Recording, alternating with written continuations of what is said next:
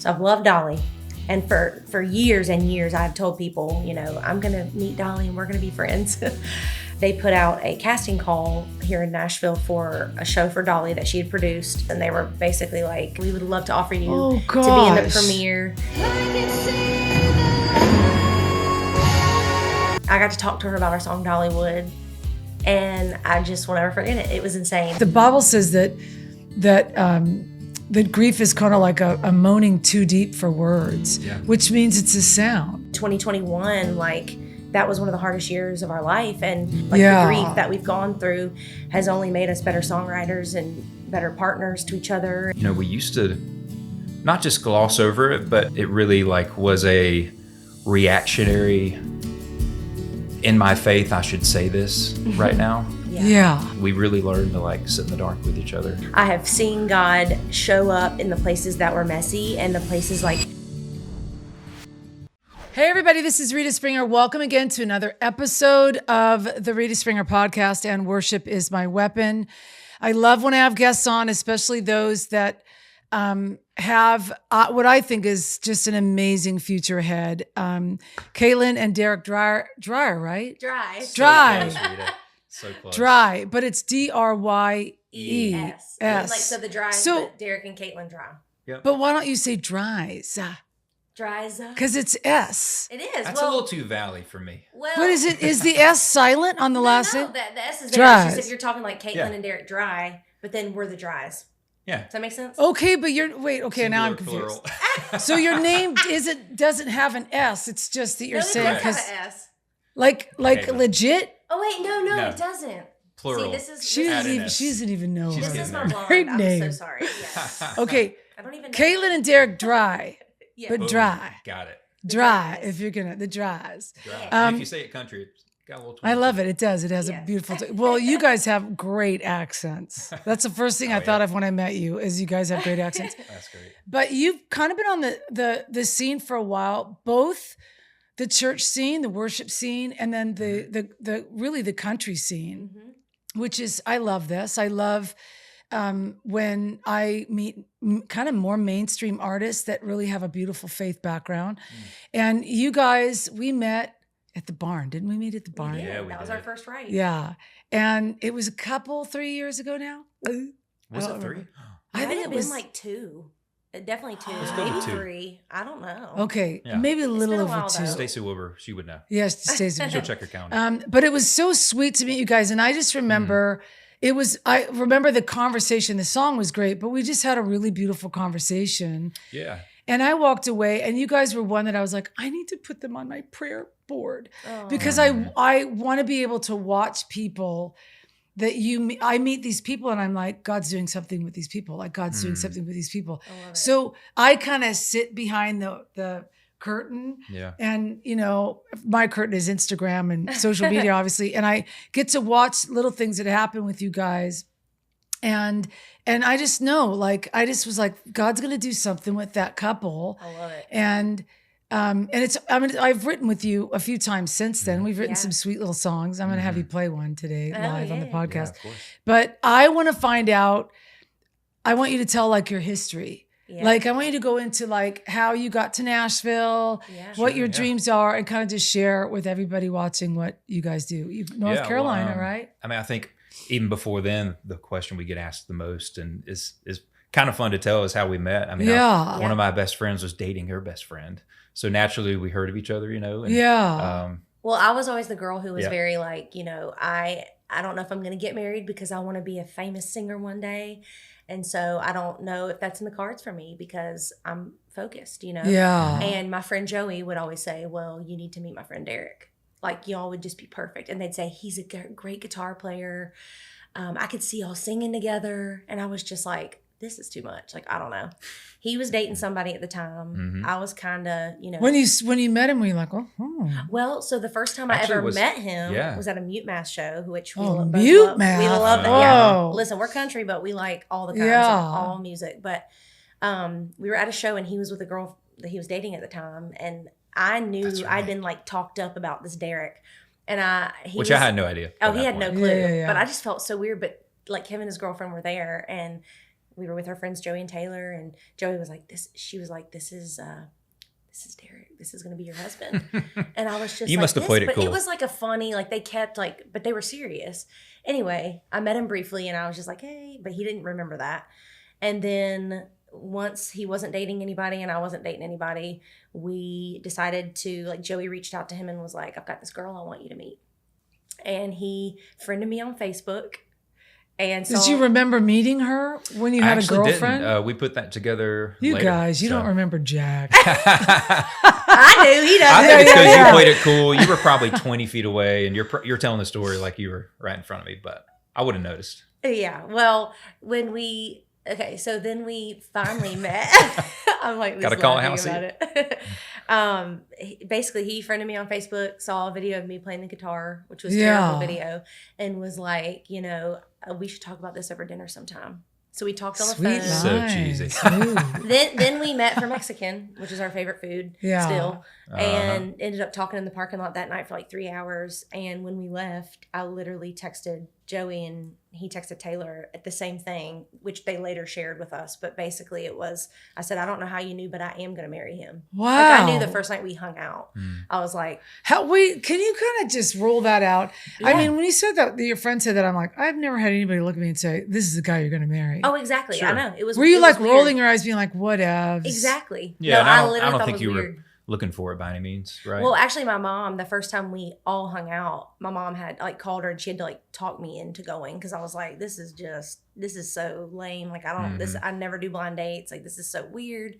She's told me so much about him. And so I thought it was kind of, and my mom still like laughs and talks about it, but she did have to like, Katelyn, you need to go. This could be a good thing. And I'm like, all right. And you felt that spark. Oh yeah. Well, we talked for like 3 hours in the parking lot. Like, wow. Yeah, I mean, you meet someone and you just feel safe, or like there's permission to be honest for whatever reason, especially at that age. Like, she was what, 19? I was 19. 20. We've been together to 17 think that was younger 23. Than my own kid. It's crazy. That feels like another life ago. Well, and that's like, I'm trying to put myself back in that, and I'm like, I did not know who I was, but I somehow felt that you were. Well, there was just a super genuineness about him.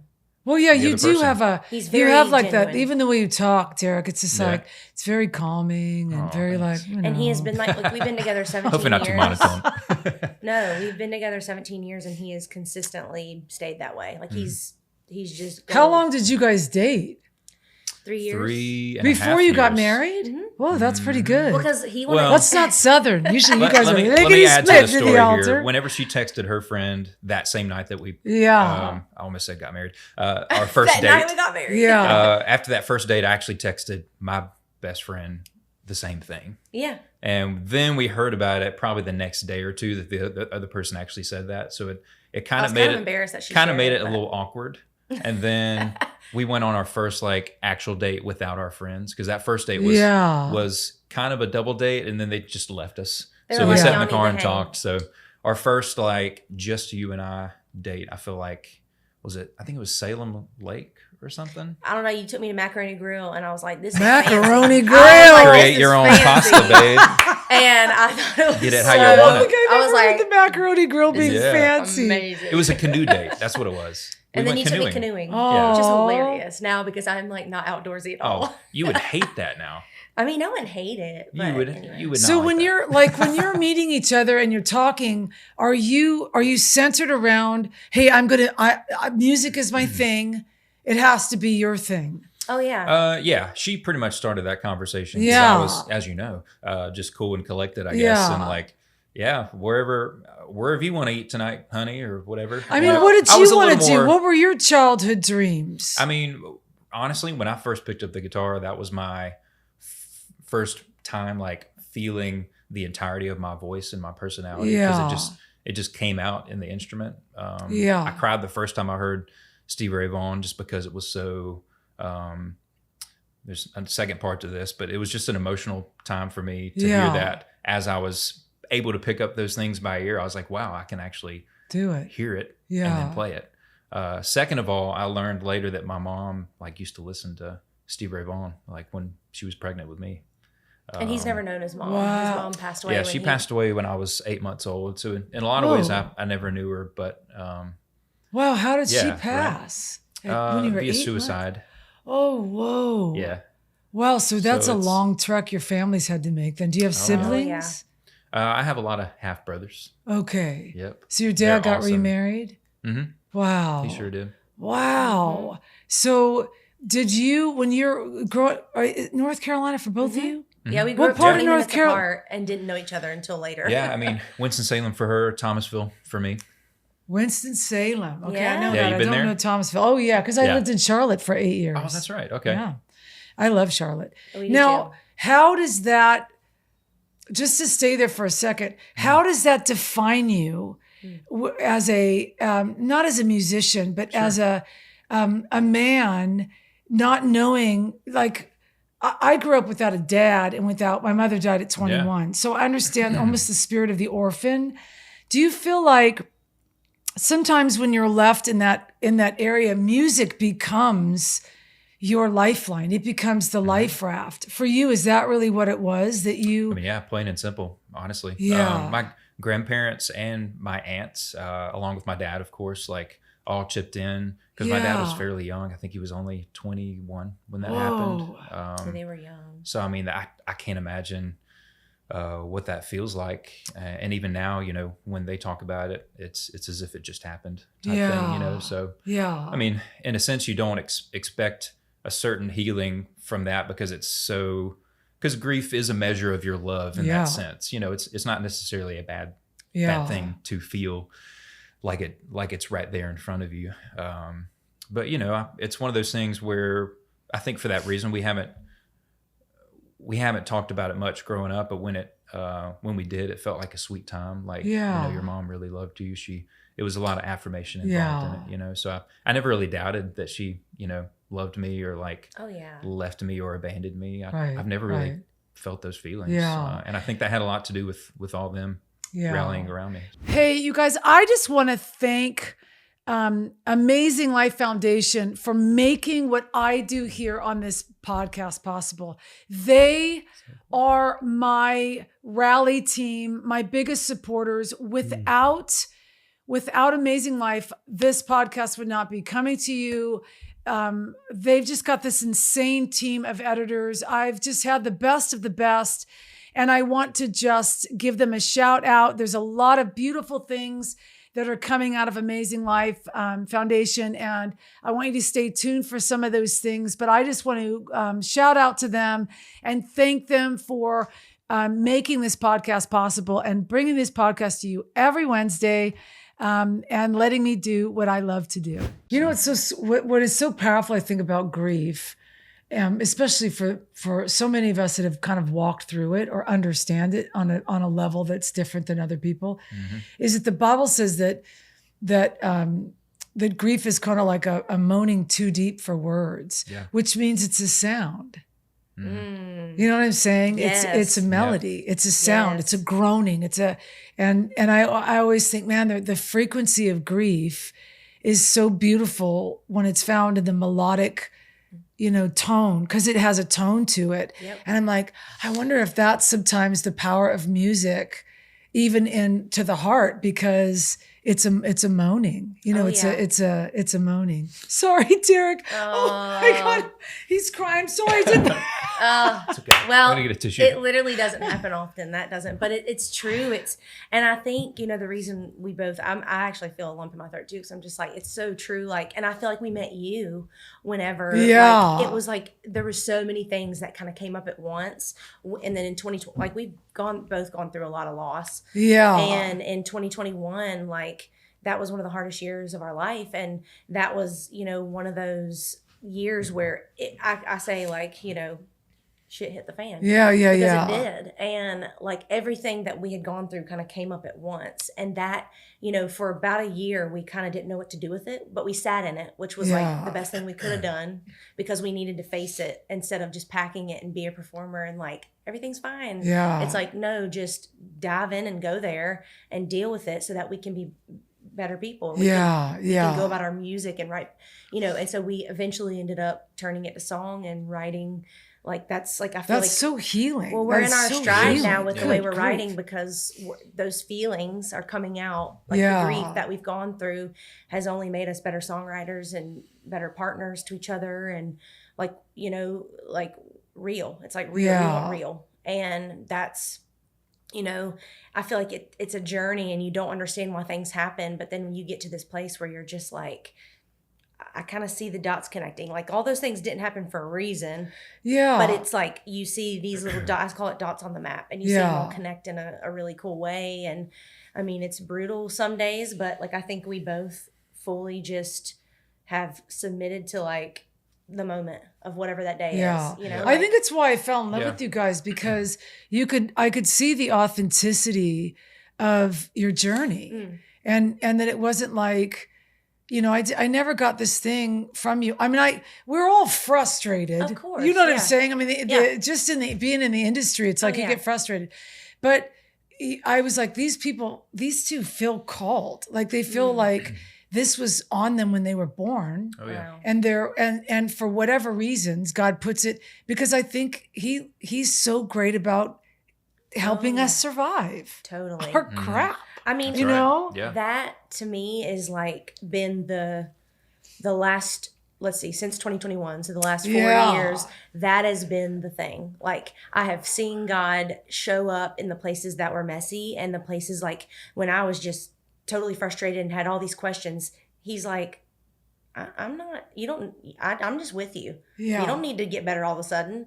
I'm here. Like, be real, be honest. I can take it. Like, and I'm truly like, feel like I'm closer to God now than when, you know, I was trying to always do the right thing, you know, like now he's just with us. He's with us when we do country music, and I've always been in the middle, like, you know, I love worship, but country music's what I grew up on. I'm from the South. So talk about that. You guys find each other, you get married, you want to do the music, but there's always this tension that I don't know why it's still there, but it's like there's more people, I think, in the realm of faith that have such a difficult time seeing the crossover in the mainstream of whether it's pop or country or whatever it is, that there's like this, they went to the other side, you know, type of a thing.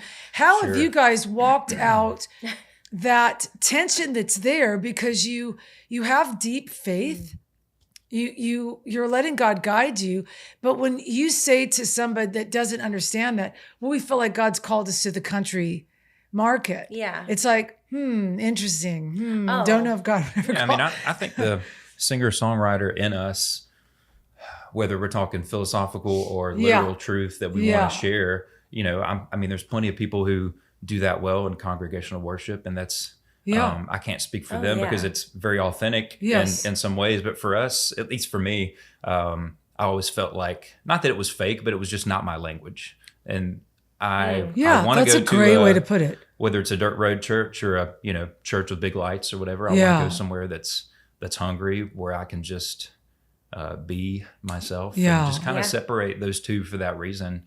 But they come together quite easily at the same time. Yeah. So I feel like, I was thinking when you said something earlier that, you know, we've gone through a lot of trauma. I was not trauma, but like grief and some trauma, honestly. Yeah. And I was thinking, like, you know, we used to not just gloss over it, but in hindsight, it really like was a reactionary, in my faith, I should say this right now. And it wasn't a sitting in the dark. It was me going in the room and flipping on the light. Yeah. And we really learned to like sit in the dark with each other in a lot of ways. Wow. We have a song called A Little Longer that we wrote with David Leonard and Mia Fields. Yeah. And that was probably the first song we wrote in the thick of that. Oh gosh. Yeah. We have a whole EP called Dear Heart that is all songs from that time. Dear Heart. Yeah. I remember that one. Yes. I love that you remember that. Oh gosh. Because it's such a great melody line. Well, it's one of those that are like, you know, the whole EP is like, it starts on heartache and grief, and then it's like, but your heart will be okay again. It's okay to believe that things will be good again, whether it's your career or I think faith. We're so used to like being reactionary, whether we're talking about faith or even like our career, I guess. I feel like we all want to cling to truth, and like there is truth to cling to. But I think we just need to examine our heart and our motivations as to well, why don't you think we need a little good news? Yeah. Yes. Like, it'd be really great if somebody said, you're going to be okay. Right? Everything's going to be Totally. fine. And Like, for someone to say, simple love and encouragement like that, and someone to just look at you and say, it's okay that you feel frustrated. It's okay that you're down. yeah. Just actually face it so that you can, like, because you will be okay. Yeah. You know, like, Where's your, like, your line of peace where you keep that line really almost protected, where it's like when some of that religious stuff starts inching around you and maybe making you feel like, no, we're following God. No, where do you go back to the peace and be like, we know that this is what we're called to. This is where we're going. This was the right decision that we made. It didn't look like what it does for a worship leader. Yeah. But where's that line of peace and peace of mind for you guys? Wow. that's a really good question. And I'm like, I have how so do I many answer answers, that? too. I know. You go first. I mean, I think for us, again, the reactionary faith, and if I'm being really honest, like more immature parts of my faith, especially when she's down and I want to fix it as a husband, I would even pray towards, against a certain spirit and all that. And I haven't done away with all that, but I've stopped. I'm like, okay, I can do that, but what else could I name it, or what else? Does that make sense? I'm not trying to go my gosh, outside totally the makes sense. boundaries Sometimes of, it really is anxiety that we just need to and not everything is talk the about. enemy. So why would I unknowingly shame that part of Katelyn? Is what I feel like. Right. Because God gave us those feelings, so why would we want to, like, shove them all down? Yeah. He gave us feelings that we actually need to talk about, and if we don't, then it just packs, and then we blow up. And I do see truth as like a diamond where there's so many facets to it. So if my one understanding and my knee gut reaction is to do this, it doesn't mean it's bad to do that. I guess I just want to know Katelyn deeper in that way, and myself especially. It's not always the first thing where I want to know her deeper. It's just like I want to squash the conflict to make myself feel better or whatever. Yeah. In the kind of the way that you were taught to squash the conflict. Sure. Yeah. And at least I can say that in the moment. Yeah. And I think we've just learned that life is so short that we have to be a little more on our feet with our own. I had this honesty, full-blown revelation yesterday, which I was so thankful to the Lord for. But I just plopped open my Bible, and it plopped open to Psalm 109. And I do these little Bible studies online. And so I was like, I'll just do a Bible study on Psalm 109 without really realizing what it was I was kind of getting into, because I was really wrestling with not everything's an attack from hell. You know what I'm saying? Not everything's the devil trying to get at you. And so I was like, man, Lord, where's the language where there's a balance in this stuff? And I was reading Psalm 109, and Psalms 109, 1-20 is brutal. Like, it's David being like, if somebody comes to accuse me, you send somebody to accuse them. And I'm like, wait, where's the whole theology of praying for your enemies? And so I was like, we're supposed to pray for our enemies and love our enemies. This guy's like cursing his enemy to the ground. And I felt like Holy Spirit said to me, the difference when you're loving your enemy, they don't know any better. Because Jesus said on the cross, forgive them because they don't know what they're doing. Yeah. He said, but hell knows what it's doing. And so you have every right to curse hell. Yeah. And I was like, Psalm 109. You know what I'm saying? Yeah. Because it really was off my household, off this, if the sons of hell rise up, you send somebody down there to take their sons out, that type of thing. And I'm like, where's our theology going that we don't find our peace because we're so busy trying to be religious? You know what I'm saying? And I think that's why I ask you that question, because I think we can have so many good intentional people around us, but if you're really going to go after this thing, that's going to be probably a little bit more costly in so many different other aspects. Oh yeah. I feel like we either cuss a little sometimes when we're wrestling with the Lord, and obviously, to your point, there are stories of times where that's not going to cause God to fill in the blank and all that. And two, he's not like, what? And two, I don't think it's something where we have to, I don't know what I'm trying to say here, but at least for me, like I am able to take it away from my identity. Yeah. Say that I'm not going to fool with this. It's not worth my time, and it's not part of my sphere of influence, or however you want to fill that in. I think I'm pretty good at dissociating from that and, making the totem pole a little different. I think for me, it's like I have to daily, because my whole life I've struggled with what people think of me. And so I think for me, it's a daily thought of like, if someone's judging me, honestly, I mean, I'm way better now. Like literally, he could tell you like, I'm like, if someone thinks that I'm doing something wrong, then that's on them. They don't on me. Because I'm so secure, and I've never been more secure in who I am now. Yeah. And even, like sometimes I look back at myself 4 years ago, and I'm like, what was I thinking? I think I was trying too hard. Like I'm like, God, like I needed to just take a breath, sit down, and just like breathe.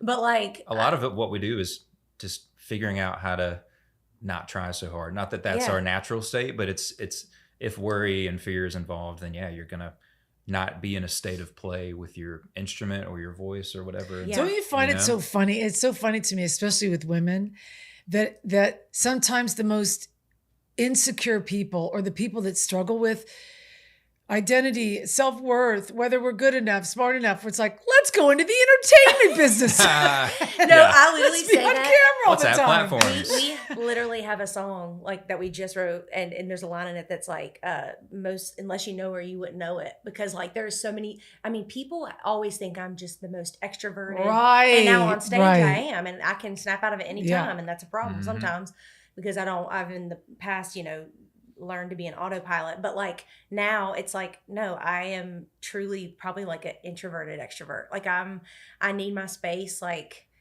sometimes he's being like, let's go out and hang out with people, because I'm just fine when we're home and we're not traveling. She could be a hermit. I'll just stay at home with our cat, and I'm great. But I think for us, like, it's just, finding peace in the simple moments of like, I know who I am. Unless I've got to check in my spirit about what I'm doing, then I know that I'm doing the right thing. Yeah. And I know that I'm doing everything that I can to be who I am and love people. As long as I'm loving people, being kind and being transparent and open about what we're doing, like, I'm good. Like, that's what Katelyn carries. She carries a purity that I've seen that's from what day your one. name means, right? Yes. I learned that That's years. Well, I think I was in high school. I know my mom. names. Yeah, my mom. I don't know what yours means though. I should know, but I don't. Oh, buddy, I'm gonna have to look it up. We can ask ChatGPT real quick. Yeah. Oh gosh. But no, it's just pieces. Like, I don't know. I just think when you stop trying as hard and you stop trying to make all the things happen, like nothing good ever comes from us trying so hard. So it's it's always when we least expect it. It's always when we're just doing the simple, and we're just like showing up for each other in the simple real life ways. Good things happen. So it's just. Well, Katelyn's interesting because she has this purity, and she also has this like, she can manage any band in town easily. Which is why we don't have a manager, because very assertive, and like, we have a great standard, in my opinion. And I'm more on the, let's dive into the creative ocean, and I'm just going to be upstairs, just, in a state of play and figuring out how to produce the song, which is very instinctual, but so is hers. So I think what I'm trying to say is like, she has so much purity that people don't get to see. Not because she's an 8 on the Enneagram and has this hard shell or whatever. Might be part of it, but I feel like there's just like, it's really not. My point in saying that little Enneagram thing is it's funny what assumptions we make off of personality traits and all that. And I think we put too much emphasis on numbers and, where you fall in line with this and this. And I mean, I love like taking those tests and being like, oh, interesting. Yeah.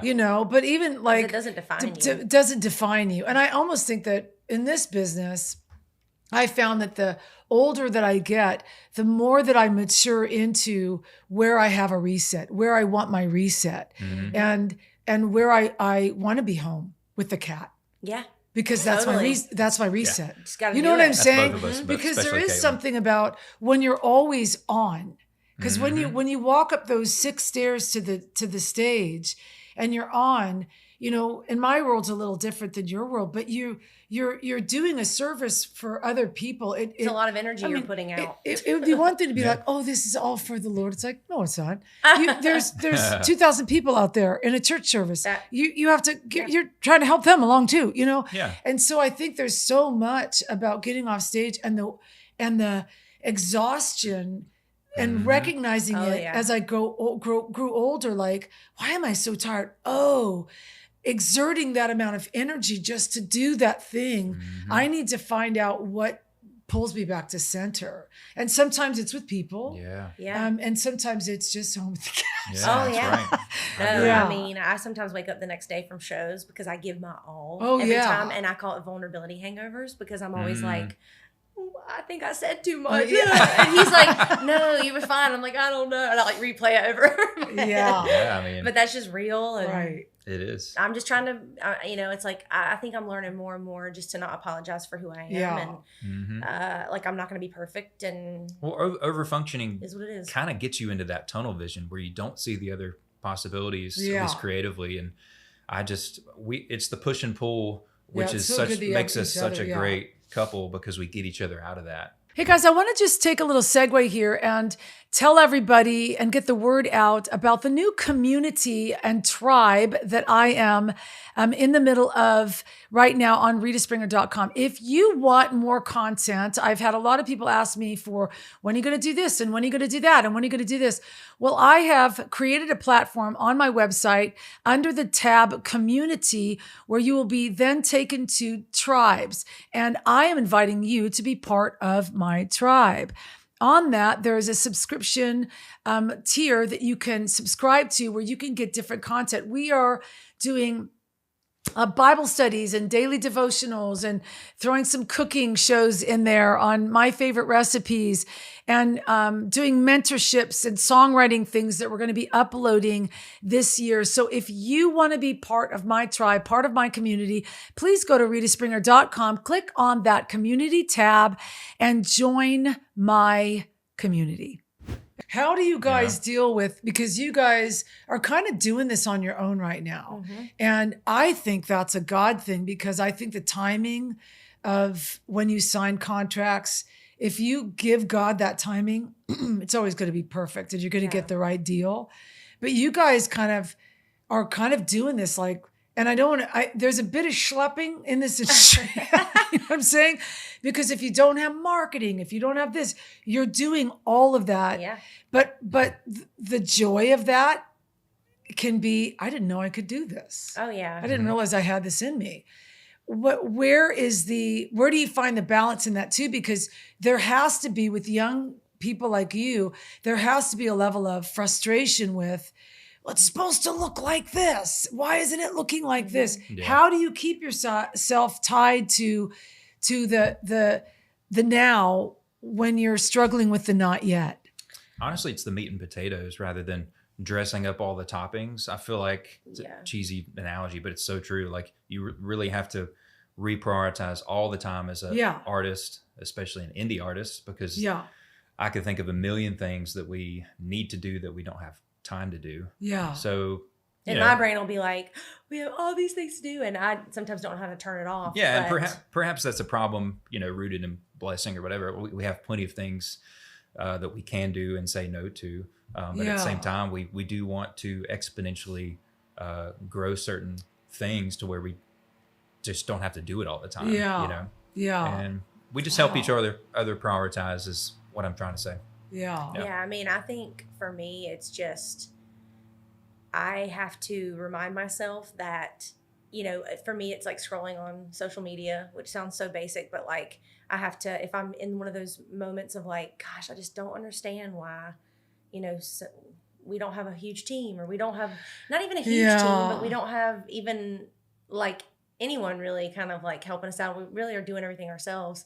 Sometimes I get frustrated of like, I've got to fight the thoughts of like, no one wants to work with us. Like, why? And I'm like, that's not it. That's not it. I just have to choose. I just have to like literally stop looking at comparing things in comparison. And I just have to go to like, I know what we carry. I believe in what we're doing, and that's enough. And then I have to look back at this sounds so cheesy, but like God's past faithfulness, because Right. he has done so much in my life where I wasn't even asking for it or looking for it.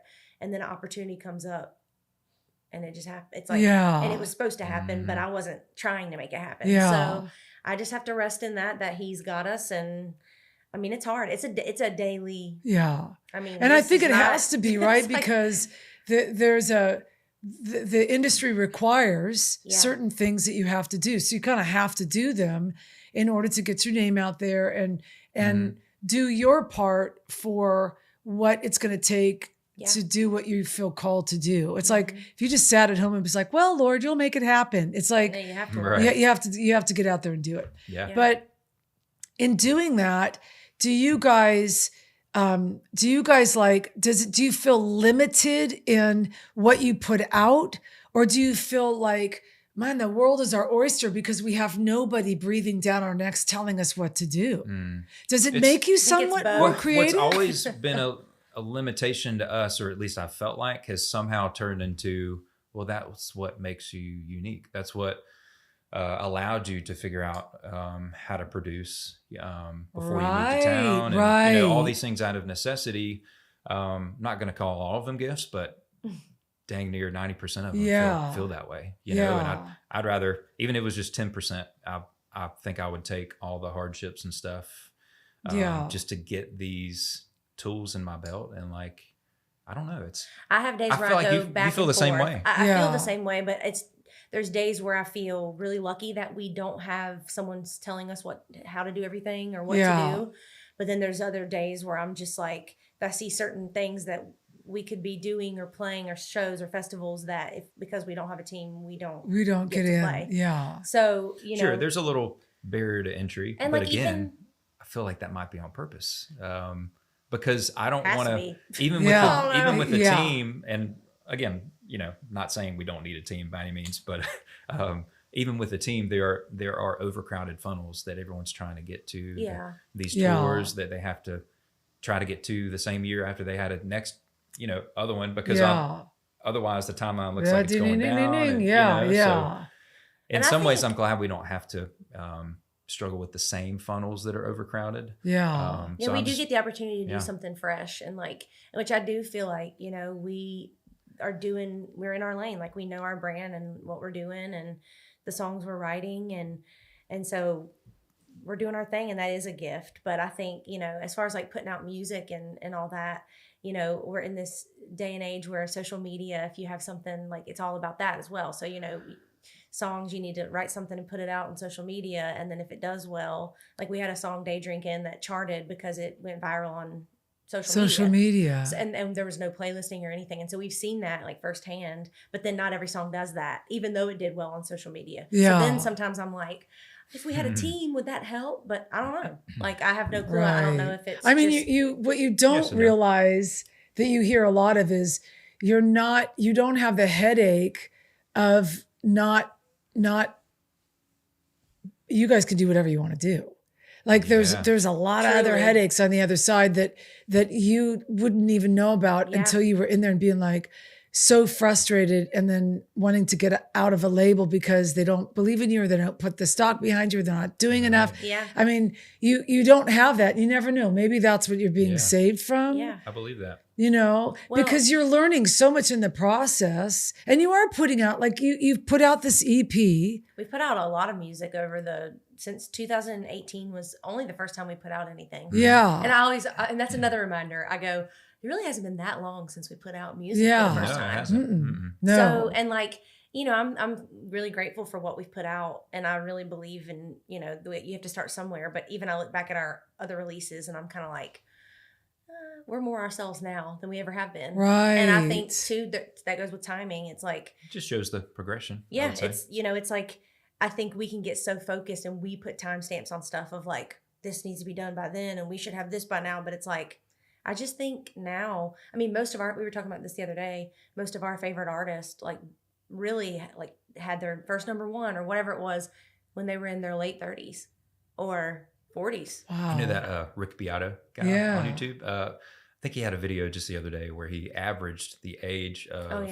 all of the top 20 artists or whatever. Really? And it was like 36 years of age, which I wouldn't think would make sense. Yeah. But I think the youngest was probably Post Malone. He's 29. Anyway, big fan.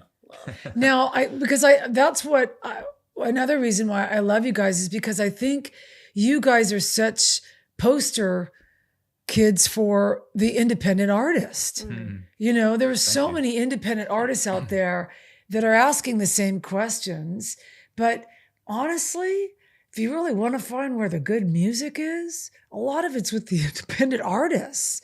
You know, I mean, there's I won't say her name because I think she's really gotten pretty crazy now. But I found her a few years ago, and her first record, I was like, I mean, it's a mainstream record, and I just was like, she's insane. She's an insane writer. And then she got signed, and now she's just something's just not there. Become like everything. Like everything, and I'm like, her wording has changed, her melodies have changed. And I'm like, oh God, she's kind of playing into this thing that's not who she is. Yeah. But in her independent artist days, it was like, you're amazing. Like just because she was so fresh and off the cuff and something different. You know? Yeah. So independent artists, I think, for you guys doing and caring what you're doing by yourselves, and I, you know, it's about patience. That's the story. That's like. But in that patience, you're gaining a maturity in your sound that I think is like when whatever happens, which I want you to kind of go into what's happening now with you guys, because I feel like even that story is like, it's like a little kind of like sharp right-hand turn, but like, well, of course, that's what you would get to do. Well, so talk about that a little bit. Hey, a little segue here to just remind those of you who really love what the podcast is carrying, love what I do. You know that I mentor, you know that I work with creative and artists. We are in some exciting things this year with my nonprofit, Wearing Justice, but I can't do a lot of these things unless I have help and donations. We are a charitable organization, a nonprofit, and it's Christian education based. And if you are out there and you love to donate to things that not just inspire people, but heal people while people are being inspired, would you consider donating to my nonprofit, Wearing Justice? If you just click this QR code that you're seeing on the screen, you can donate and give any amount of donation. It was greatly appreciated. I would so appreciate it because I can keep doing what I feel like God's called me to do and really keep believing in artists everywhere and how God is using the arts to heal people's heart.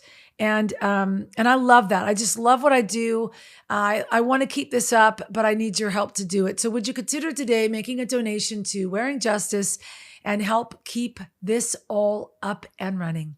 Well, I mean, you know, it is one of the moments in our life where we weren't looking for it. And, you know, Dolly Parton is someone that the entire world loves. Good old Dolly. I loved her because my parents did. And I, from a young age, but I mean, I grew up hearing about Dolly. And so when I started, because when I was younger seeing her, I was like, gosh, she is so flashy and glamorous. And I was the kid in 6th grade getting highlights to make my hair blonder, you know, and loved makeup and got made fun of because of how much makeup I wore. I mean, I was bullied but see, I loved Dolly for the way she looked. I thought I was just like, she's like amazing. And then as I got older, I realized, you know, Dolly is more than just, and her songs talk about it. Like there's a song that was Barbie that is all about that.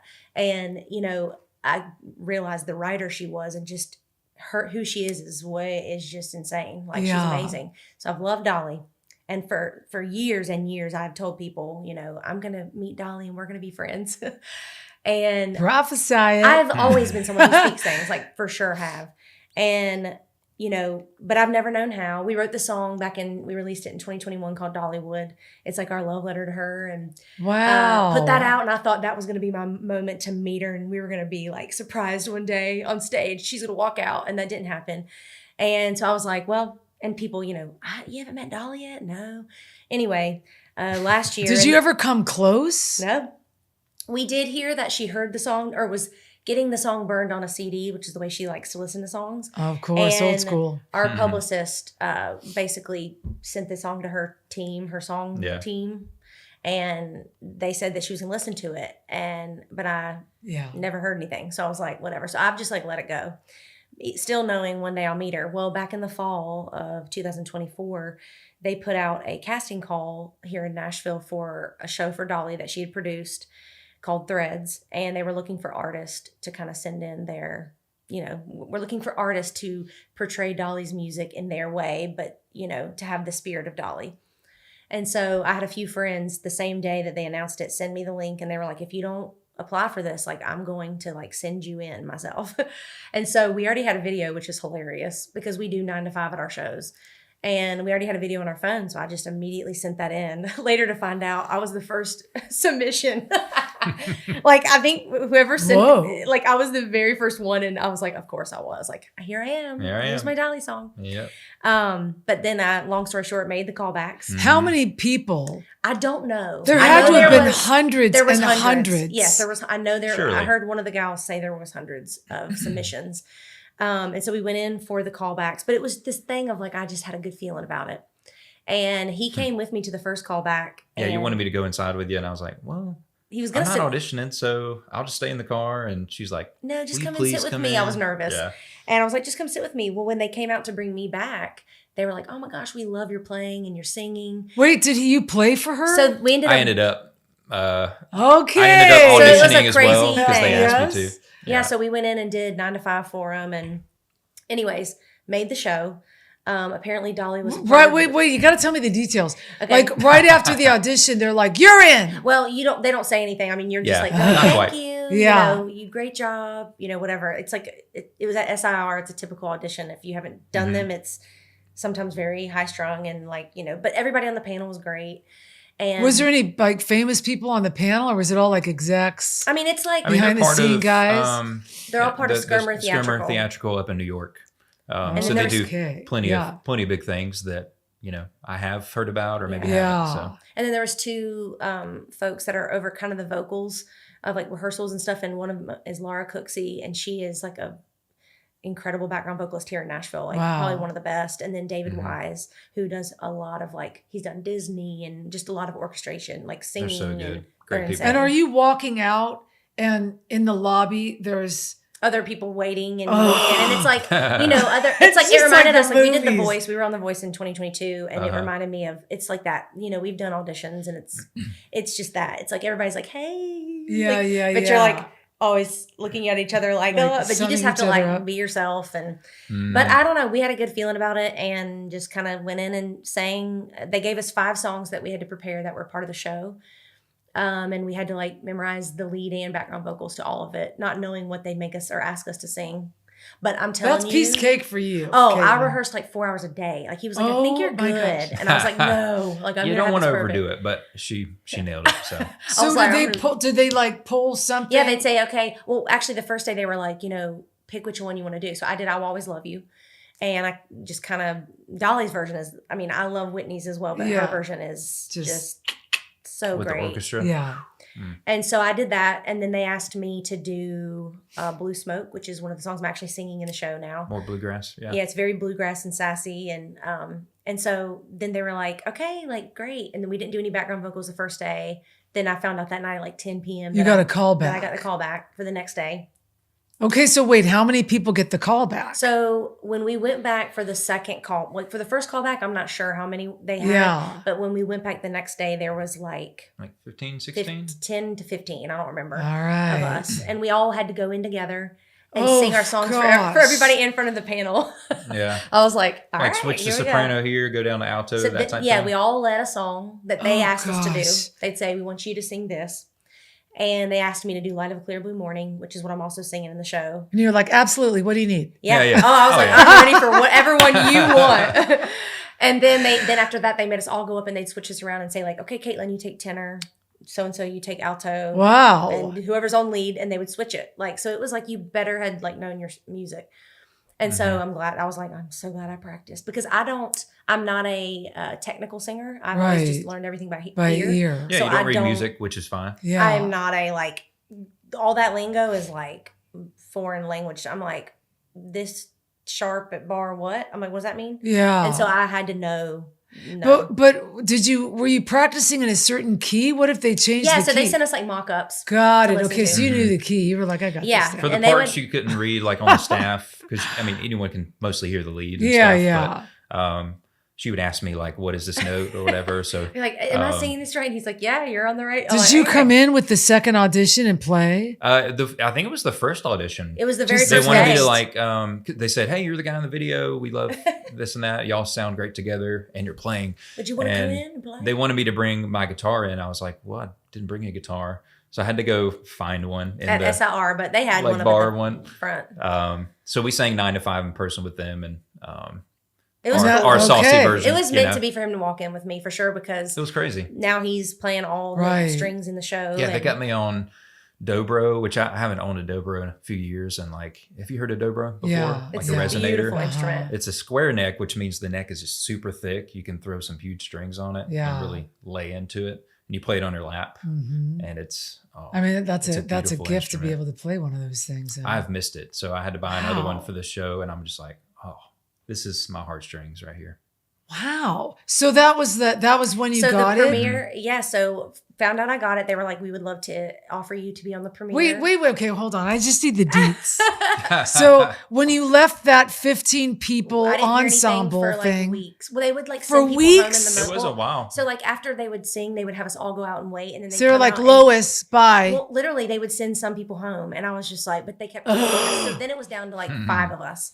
And then they were like, all right, well, thank y'all. You did great. We'll let you know. And it was like a couple weeks. So you knew you were either going to get, out of that 5, you were probably going to be one of them. I had a really good feeling. I felt very good about it, but you just never know. You're also one of the more country ones, I would say. Yeah, there was not I mean, honestly, everybody has their own thing, which is what they wanted. Yeah, which is great. But it is Dolly Parton show. So it's like, they'll probably have some country at least, So it was a couple weeks before I heard anything. And then I got an email back in December. It was like right before Christmas. And they were basically like, we feel like you're, who you are and what your sound is brings this to like life. And we would love to offer you to be in the premiere. And the premiere was in Nashville and it had already sold out. Yeah, we both read the email sitting in our little green couch at home. I cried. Okay, so like, when you get an email like that. Yeah. Are you the kind of person that's like, oh my gosh, they emailed me. I can't look. Or are you like, clicking there right away? Well, I'm I think it's a good expectation, but you got to click it now. Oh, I was like, she doesn't want to not open it. Okay, she wants to know now. But I'm also like, right. So I opened it and it just was like, because it was one of those things too, where we had both kind of been feeling like a lull in our career. Yeah. We had both been, I had been telling him a lot, like, I'm just praying for something fresh. Like, I want something different next year. And I had this moment of like realization of like, I'm also going to get to meet Dolly. And this is, and then it like hit me and I was like, I've literally spoken this and this is better than what I would have thought. Like, I thought I'd meet her in like a meet and greet or something. And this is like a show she's produced that I was chosen to be in. And, then to be at the premiere and they asked me, the producer of the show asked me to introduce her. So I got to introduce her out to the room. I mean, of how many people? The Skirmer room was sold out. So whatever that is, whatever that holds. So that first show that you were posting sold out. Oh yeah. It sold out in less than 5 minutes. How many weeks were you practicing for that? Well, we only had 1 week before with rehearsals. So I had to do a lot on my own. And then we had 3 days of like all day with the team. And then we had rehearsals with the symphony. I mean, there's so many moving pieces, Yeah. So and then were you part of that? Did you play in that? Oh yeah. Yeah, I did. Yeah, so I'm on every show, and now look at you guys go. After the premiere, I guess I'm allowed to say this. We're both gonna get up and sing "Islands in the Stream." So usually I'm sitting here in my giant space station of pedals and 5 instruments, and it's a fun juggle for sure. So I was like, this is what I'm going to do. So I just laid into it. And then after the Nashville show, I think Dolly watched the whole show. I sang from the front row. She was in the box seats, the second layer. And she had her 2 sisters and her whole team. And she wanted to add Islands in the Stream. And they were like, well, we need a duet. Which I was really surprised it wasn't in the show initially. But but I think it was because she wasn't a writer on that song. But oh, interesting. I think they were doing all songs that she had written. Yeah. But this one, but she was like, I want to add "Here You Come Again" and "Islands in the Stream." Yeah, Here so they want me to sing on that, again. which is awesome. But I don't think they knew that we had done that on The Voice. Like that was our blind audition song. Of course. Like they didn't even, I know. they I didn't was even like, know. really? Which was the only time that song's ever been done on The Voice. And so, wow. and back then, like the musical producer of The Voice, he told me that day that I sounded like Dolly. And I'll never forget that during the first rehearsal with the band, I was like, really? Because he knows, she's sang on the show and worked. And so there are parts I feel like that was a big compliment. Yeah. To me. Yeah. Because I listened to her and I was just like, you think that you're not just like some average Joe on the street. Right. Like, you worked with her. Yeah. Gary says that a lot too. He's the bass player for Threads and also the bass player for Dolly. He's in the show. He's like, Derek, come here. Does she usually sound like that? And he's like, she really sounds like Dolly. Wow. I'm like her. I love that. I mean, I don't want to be like, I don't want to sound just like her, but I do feel like I have flares that I picked up listening to her. So when she said, I want Islands in the Stream, were they like, what are we going to do? No, they literally, I mean, I think that they just were like, Betsy, who is the producer, she called me and she was like, so we're going to, Dolly wants to add Islands in the Stream, and we were wondering if you and Derek would want to do that for the show. And I was like, we sang this. Like, we sing this in our shows currently. I was like, we do this. And she was like, what? She was like, I should have known that y'all did this on The Voice, but I didn't. And it was just really cool. Like, where you get to sing too. You're the duet. Like, he gets to come up. They're going to bring out his electric, and we're going to get to have a whole moment. And so we do it for the first time in like 3 days. Like, the first tour day is in Indiana on Saturday. So it's our first time. This weekend? Yeah, we fly out tomorrow. So it tours all over the United States this year. And you were saying that it's not like every single weekend, but it's like it's probably like depending on the month, probably 1 to 3 shows a month, maybe for the rest of the year and into next year. Yeah.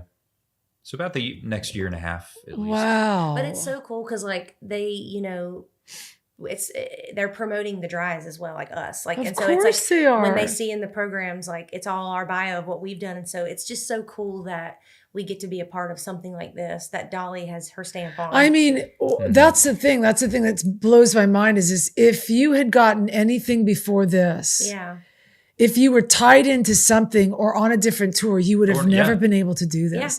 Yeah. And how sweet of the Lord to be like, nah, she loves Dolly. I need her to wait a little bit more. I mean, and that is honestly. You know what I'm saying? Yes. Yeah. Like it's perfect. Well, the whole day was just, and then the fact that they asked me to introduce her. I mean, I remember I was about to walk out because I sing Backwoods Barbie in the show. Yeah. And that is the ultimate Dolly of like who she is. And well, you had the cutest little pink suit. I wore a true vintage suit that was like completely altered. Now, did they dress you or did you dress yourself? I wore that in our Dollywood music video. So that was also full circle.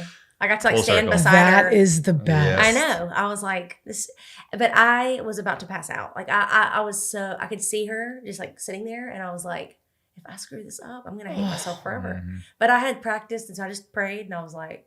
Yeah. How do you keep your jitters down with something like that? Being prepared. Yeah, honestly. If you're prepared, a little dissociation, if I'm being honest. Dissociation. No, seriously. Don't know if that's good or not, but like you almost have to with something like that. I'm sitting here playing dobro, and each time I look up, Dolly's like right in the line of sight.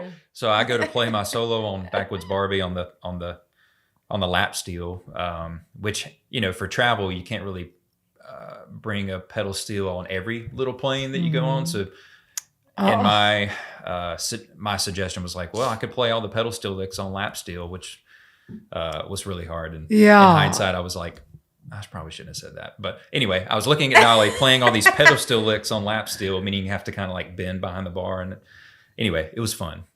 But very I don't remember what I played. But you didn't screw up at all. I don't think so. I hope not. You did. Wow. Oh my gosh. And you didn't mess up at all. No, I nailed it. I was like, I'm a harsh, like I will judge. I'll be like, no, I like nailed it. I did really good. Oh, that's so beautiful. Yeah, it was, and then we were told that she was like, really honored by the show and really enjoyed it. And it like stayed for the whole, she stayed the entire show. I think we were told that one of her managers was like, okay, because I guess she was going to leave during the intermission. But then that's when we went backstage and she wanted to bring all the girls in to meet us again. And I got to talk to her about our song Dollywood. And I just will never forget it. It was insane. Like, and she's better. And she was kind and genuine to you. She's better than I thought she'd be. Wow. You know, my niece and her husband moved here. They moved back to Seattle, but they moved here just after COVID, and he became a firefighter for Brentwood. And he called me up and he's like, "What's up with Dolly?" And I'm like, "What do you mean?" And he's like, "Is she a big deal?" And I'm like, "She's the queen of Nashville." Yeah. And the world. And he's like, "Oh man, we got a whole Dolly talk at the Brentwood Fire Department because she lives in Brentwood." Yep. And he's like, "We got to know her codes. Like, we got to know, like, if anything happens at that address, we got to be there." And I'm like, she is. "Yeah, you do." They had the canines up in. We're all counting on you. They had the canines up in her box seats like an hour before she got there. I mean, she is the queen. But you know what? She gives everybody the time of day. That's what I love about her. Like, even seeing her interact with everyone, she gives everybody compliments. Yeah. She looked like a chandelier that night. It was beautiful. Wow. She's sequin gorgeous. dress. Yes. I just love her. Hey, I want to take some time to just again thank Amazing Kids Curriculum. I love Amazing Kids. Connie and Tyler Bates have created an incredible children's curriculum for churches.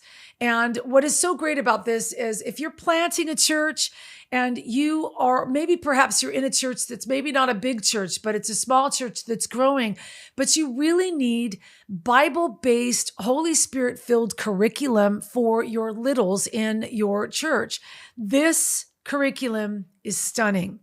You can access this by going to amazing.kids and looking through their material and how to sign up for your type of church. Again, this is incredible curriculum. It is Bible, theology-based, Holy Spirit-filled curriculum, and you will not be disappointed in what God does with this curriculum and how he uses it to bring life and the word to the kids in your church.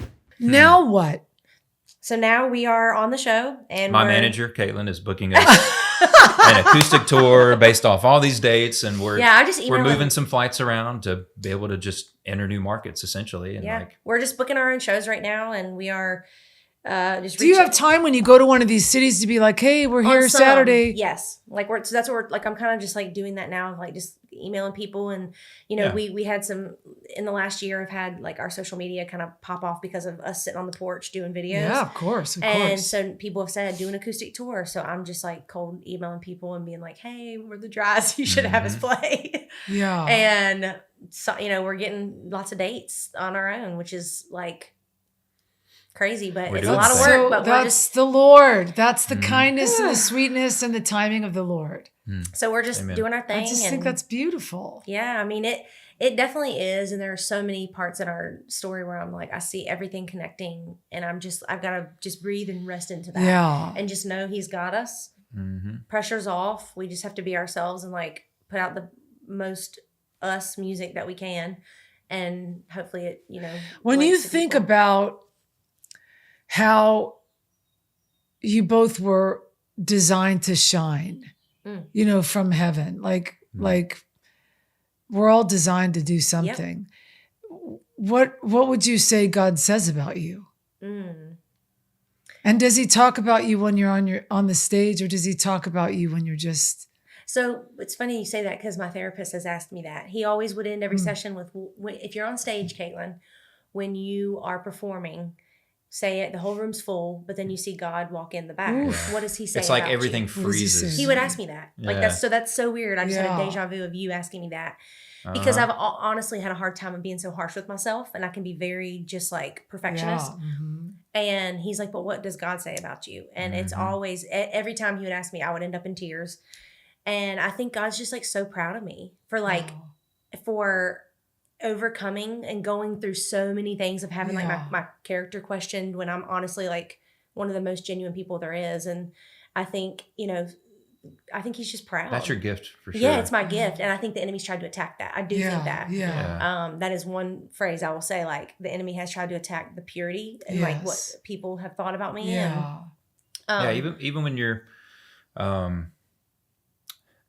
spicy or whatever, I feel like you're always telling the truth. You're telling I will never what know you believe is true, even if you admit that we have a disagreement, and you say, "Derek, you were right," you in that moment, I never have to worry about your purity. Like you're always just like exuding that, I'm just telling you what's in my heart right now. And I didn't mean to say this way, but it's just felt true and all that. So, wow. I mean, I just think I think God's really proud of me. And I think like, he's just like really happy that I'm finally like being myself, like fully, like I think he's not like holding back. He's like, this is exactly what I want you to do. Like, and I think that's why he puts people like Dolly and like people that I can see that are like, they are like, she has never backed down from what she has been called to. Right. And she's not afraid of that. No. And I think that's the biggest thing I take from her, and of like, just be who you are. And I'm just really, I think God is really proud of me for like me right now. That's so sweet. What about you, Derek? I would say the same, like being honest on the front end. And I like to, usually when I am talking like this or whatever, it's me 10 years ago would have to unmerge and think about it and come back to the conversation, if that makes sense. Because I would, I would want to take the time to think about deep things and all that. And I think I do that well in conversations now, while I'll just take a little pause and all that. So it's a little easier for me to just reflect in the moment and just have a self-awareness and honesty that I wouldn't have without our, wrestling together and owning this business together, doing this spiritual journey together. Yeah. It's just something that I'm really grateful for. And I know God's proud of that. Yeah. Now I always ask people that come about like what their burning is.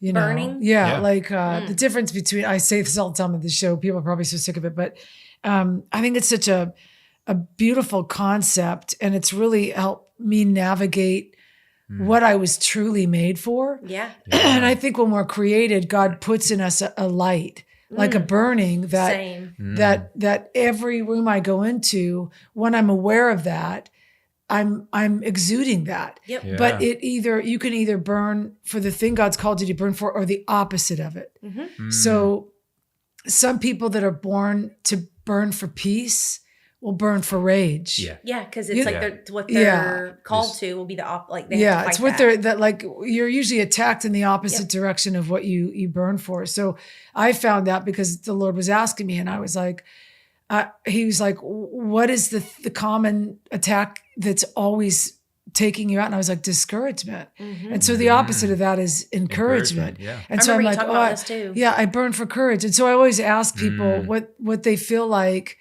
they've been designed and knit together to burn for. Wow.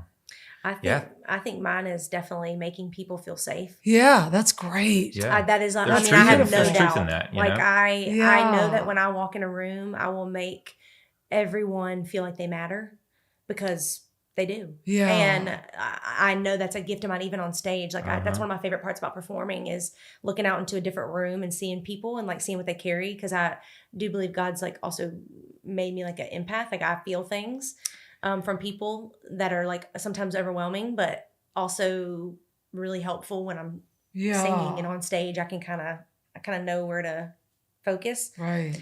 And that's one of my favorite things, is to look out and see people like walking in with different things over them. Yeah. And like singing a song about mamas, or singing a song about raising beers and hallelujahs, and seeing people either cry or whatever. And I like, then we'll go to the merch table and just spend time with people and like hug them. And they're just like blown away that we would do that, and I'm like, wow, like this is what we're supposed to be doing. I think I'm mirroring you in this way. Like we have a song called Mamas Do that we wrote about 3 years ago, about Mother's Day essentially, and about a mother's prayers being, the thing that can get you through some stuff when you don't believe it for yourself, type thing. Yeah. And, if you look at the lyrics, they're probably not like biblically accurate as far as like, oh, my mama's prayers work a lot more than mine do. You know what I mean? Like obviously that's not true. Yeah. But it's just like, honest. When you say it in that way, I feel like it helps us just tell the truth in a different way. And even at the end, like, what's it's not the line? Cringy for people. What's the line about deep Lord, down? I know deep down that ain't true. But if anybody's words are moving you, to the Lord, mamas do. Yeah. Anyway. Yeah. So I just love that that storytelling and telling something in a way that might not have been told before. Yeah. I think those things exist when you hear a song title and you're like, I have to go get that somehow. Or do you think part of your light and your flame is truth? Yes. Yeah, we were just absolutely. talking about this yesterday. Putting truth into the atmosphere. Yeah. When you were first talking about that, I was like, ours is to tell the truth. To tell the truth. We literally safety and truth. That's actually pretty cool. We were driving yesterday back from North Carolina, and he said truth. Like we literally talked about that. Well, I think I said something about, because I have felt that calling, and I think, I'm realizing now the antithesis to that is to not even like lie or whatever, but like to be a philosophical. I've latched on to a lot of philosophy and, poetry for good reason, because I'm a songwriter. Nothing wrong with that. But I think that people, whether they have platforms or not, but sometimes, especially with platforms, they can feel that pressure to tell the truth, or that calling in this case, and just forget how to like be a human being. Yeah. Forget to meet people where they are. I really feel like that's always the calming center that Katelyn and I are usually just trying to, we get like this and we just get centered in. We've always prayed like over our shows when people come, because we're always singing in bars and venues that are not church, and we've always prayed that people would feel like they matter, and that they feel like they're at home when they're at our shows. And people say that to us all the time. They'll be like, I haven't been to church in so long, but gosh, when you're singing House on Fire or whatever song it is, they'll say, song that we cuss in. They'll literally say, they'll literally be like, I just felt Jesus. And I'm like, well, I'm glad, because that's like, because, I'm not leading worship anymore. Yeah. And a lot of times I've been like, well, I don't know why I even went through that if I'm not, like, I've had some heartache with that. But at the same time, I'm like, I am. I'm telling you. You're leading worship every day. Every day. Different. But now I understand it and realize that and it's okay. Like, it's great. Yeah. And so I don't know. It's just really cool. Yeah. Like, it's so great. Yeah. I love that, you guys. Will you sing us out? Yeah. I would love to. Get that guitar, bud. Hey, everybody. This is Rita Springer. Thank you so much for coming in and joining me on the podcast here with Worship is My Weapon.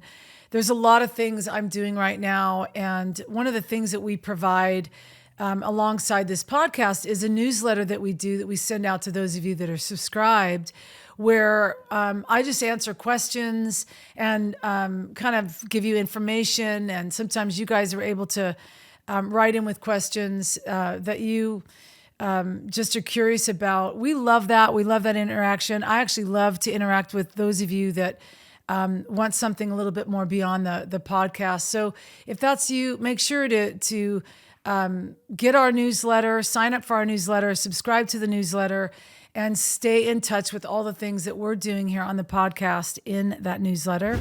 Yeah, so tell us a little bit about this song. Yeah, so Calls Me Home is a song that we just wrote with our buddy Mark and our buddy Peyton. And it was just one of those days that, there's times as a songwriter where you show up and you kind of wrestle around with like the idea or the melody, and this one was one that just kind of came out, and we all just had chills the day we wrote it. And there's just a certain like peace that we both feel when we sing it with each other. And it's just one of those that was, I think it's personally true too. Oh yeah, some details, it's like our story. It's it's because of what we do. Like, we both go through so many things, like juggling a career together and being married and trying to balance all the things. But when we sing together, there's like a certain security, and it's like home. It like makes us feel like this is what we're called to again. So wow, yeah. But I really like it, and it's kind of different. It's like a little bit of a fresh sound for us. Wow. I feel like. Okay, I'm ready. Am I gonna cry? Maybe. Hopefully. Hopefully you do. Here we go.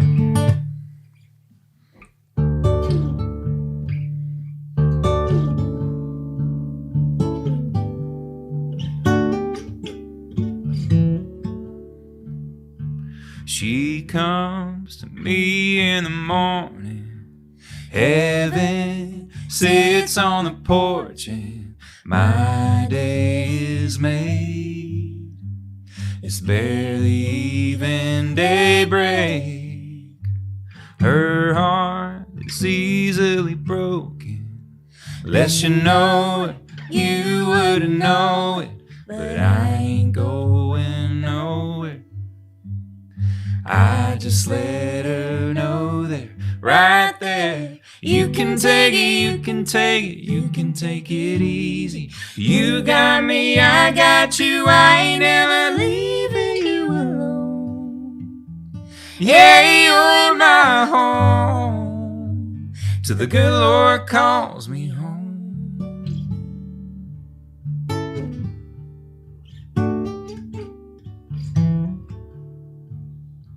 She keeps pills in the cabinet for her anxious habit, but no one calms her like I can. Whisper words like medicine when I say, you can take it, you can take it, you can take it easy. You got me, I got you, I ain't never leaving you alone. Yeah, you're my home, till the good Lord calls me home.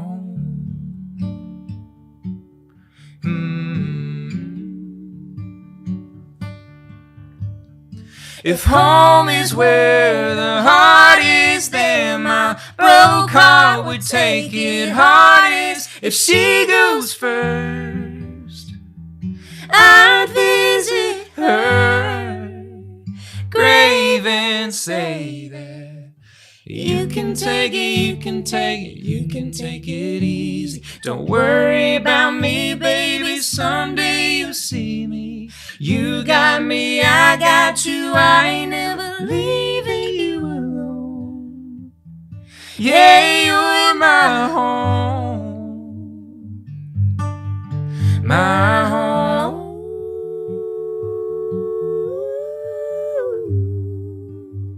till the good Lord calls me home.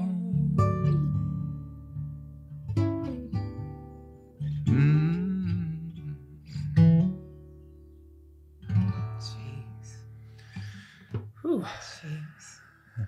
The melody lines, good grief. Thank you so much. Thank you. Ooh. Yeah. You guys are amazing. Getting warmed up here. Thank you, Rita. You're amazing. Thanks for having us. us. One. Yeah. That was a good one. Our honor. Your mom would be so proud of you. Yeah. Thank you. Gosh. Thank you so much.